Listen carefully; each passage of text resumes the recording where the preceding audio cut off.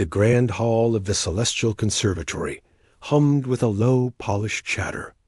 It was the annual showcase, a glittering event where the galaxy's most gifted young musicians performed for a panel of august masters. The air smelled of expensive perfume, ozone from the hovering recorder drones, and the faint, revered scent of polished wood from the stage's centerpiece, a 9-foot-long Steinway concert grand, an authentic Earth relic. Among the performers was a girl, slender and poised in a gown of shimmering blue. She was the top-ranked student in the Precursor Division, a program for those who could trace their lineage to the old human families that now served as cultural stewards. Her fingers, currently resting on the arm of her escort, were celebrated for their precision and grace. Her escort was a young man from the Engineering Guild, brilliant but awkward in his formal attire. He had spoken all evening of music's mathematical beauty, its fractal patterns. As they passed a service entrance, they saw the janitor. He was an older man, his hair more silver than not, dressed in simple gray coveralls. He was meticulously wiping down the ornate doorframe, his movements slow and careful. The girl paused, a faint, condescending smile on her lips.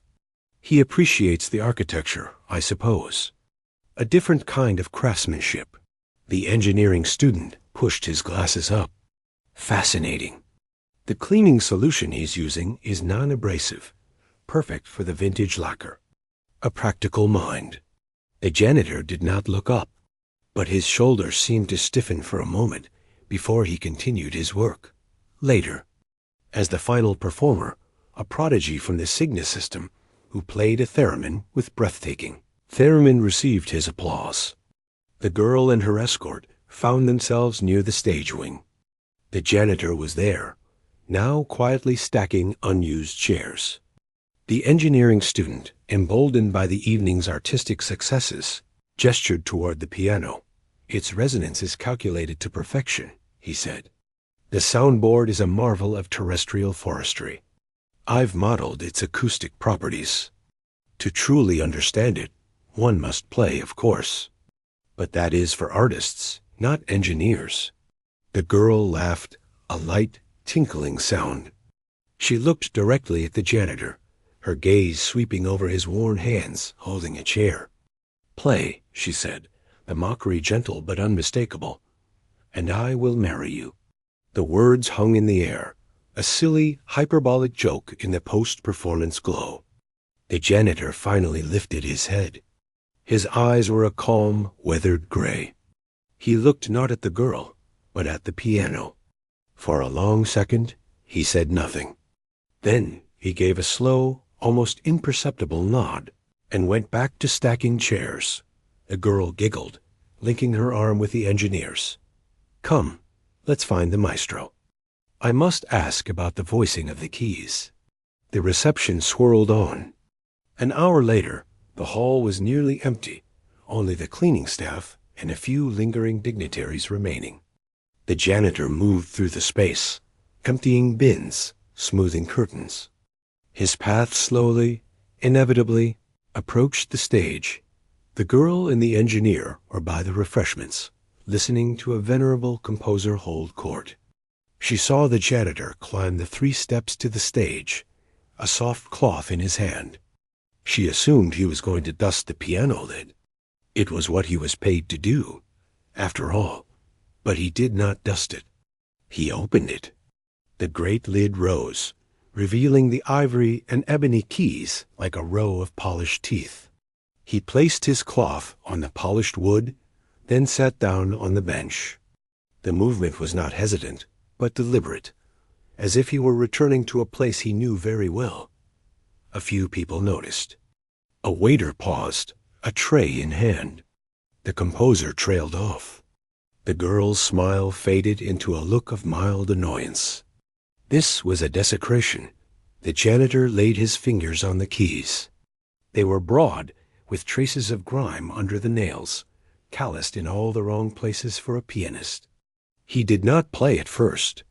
He simply sat, his back to the hall, looking at the instrument. The room grew quieter. Then, He breathed in, and his shoulders settled.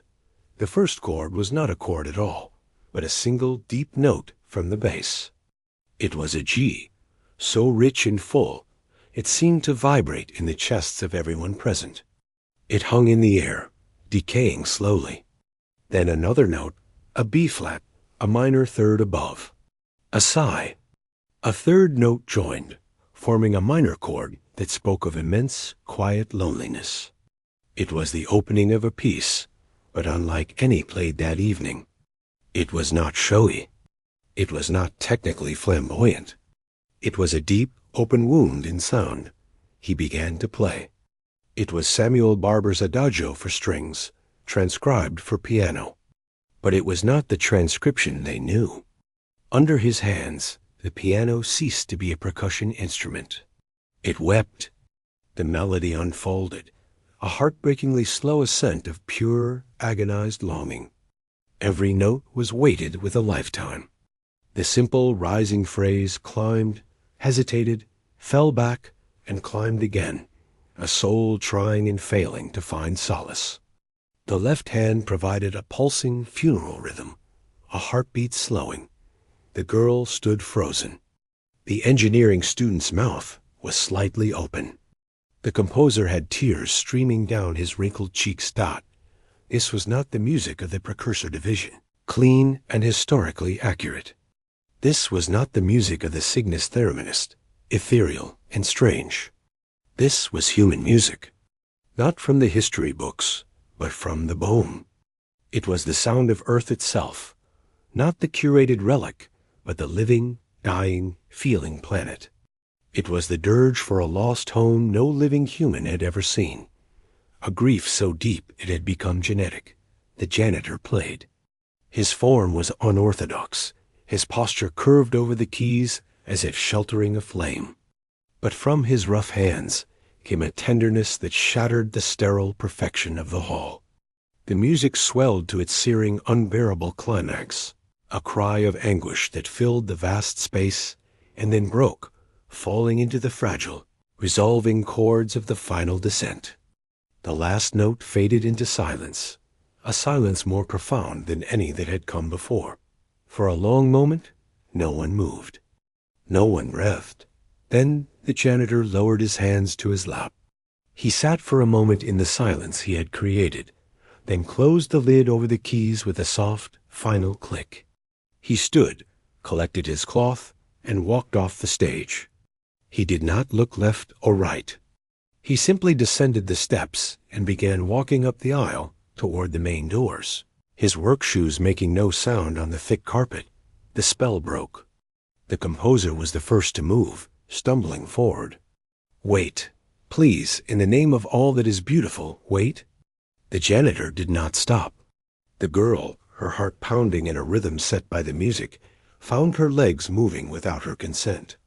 She ran after him, her gown whispering against the floor.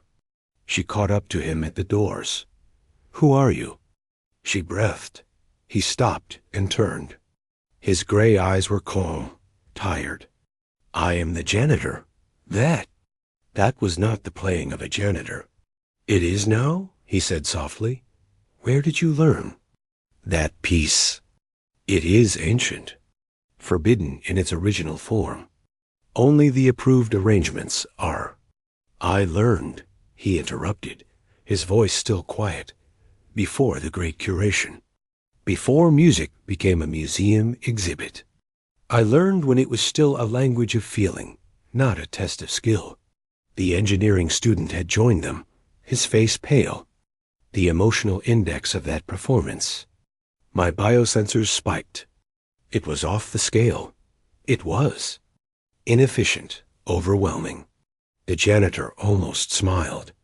"Yes?" The girl stared at his hands. "You played. You actually played.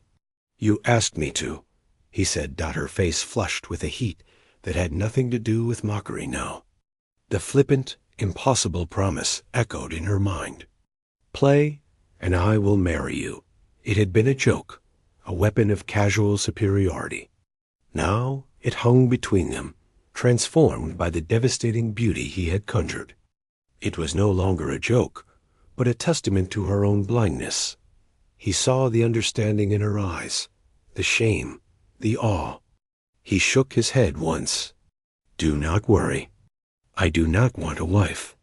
I only wanted to play the piano again. Thank you for the excuse." He turned to go. "What is your name?" the composer begged, arriving beside them. "You must teach. You must perform. The conservatory must hear this. The galaxy must hear this." The janitor looked back at the grand hall, at the shining, empty stage. "The galaxy curated away the soul of our music. It prefers the shell. My name does not matter. The music does. It is still here. It is in the hands that clean and build and repair. You just have to listen." He pushed the door open. The cool night air of the terraformed city swept in. Without another word, he stepped through it and was gone. The girl stood in the doorway, the haunting melody etching itself permanently into her memory. She would become a great musician, but her music would forever be haunted by a ghost, the ghost of a true human song, played not by a precursor, but by a janitor. And the engineering student would later write a thesis that would shake his guild, arguing that the highest efficiency of a system is sometimes found not in its precision, but in its beautiful, overwhelming, and utterly human flaws. But that night, they just stood in silence, understanding for the first time that humanity's fury was not in its weapons or its ships, but in its capacity to hold a universe of sorrow and beauty in a single, simple phrase of music, and to offer it quietly to those who had forgotten how to hear.